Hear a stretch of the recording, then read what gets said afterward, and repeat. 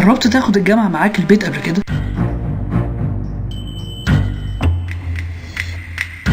طيب جربت تحطها على المكتب او تحطها في الشنطة؟ جامعة جدة جامعة جدة جامعة جدة جامعة جدة. طيب سمعت انهم هينزلوا جامعة جوه الجامعة؟ تعالوا نشوف لما سألنا الناس الأسئلة دي كان رد فعلهم ايه. جامعة لو مش جامعة تبقى ايه؟ تبقى ايه؟ ايه؟ تبقى معجنة.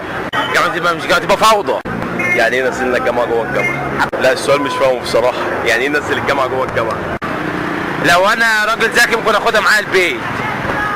طيب لا اعتقد هتبقى مستحيلة، مش هتبقى الجامعة في الجامعة والجامعة في البيت. تبقى ايه؟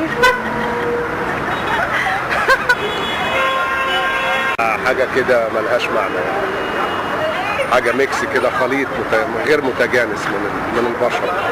طب ايه يا عم الأسئلة الغريبة دي؟ جامعة في البيت ايه وكلام؟ لا طبعا القعدة ما يعمل بيها ايه خالص، كفاية انها هناك.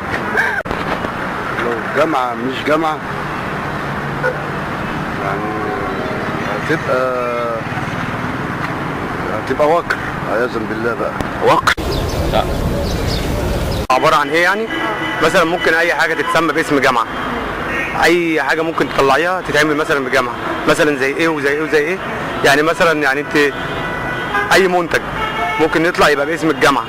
ممكن برضو ايه زي مثلا شركة الجامعة، مكتبة الجامعة، مثلا مجلة، ممكن يعني اي حاجه من دول ممكن تطلع باسم الجامعه. وممكن من ناحيه اللي انت بتقولي اساسي تبقى في البيت مثلا وكده اهوت، ممكن تبقى مثلا مجله، جورنان، حاجه يعني حاجه زي كده وتاخديها وتخشي بيها الجامعه العموميه اللي هي بتاعت التعليم ذات نفسها.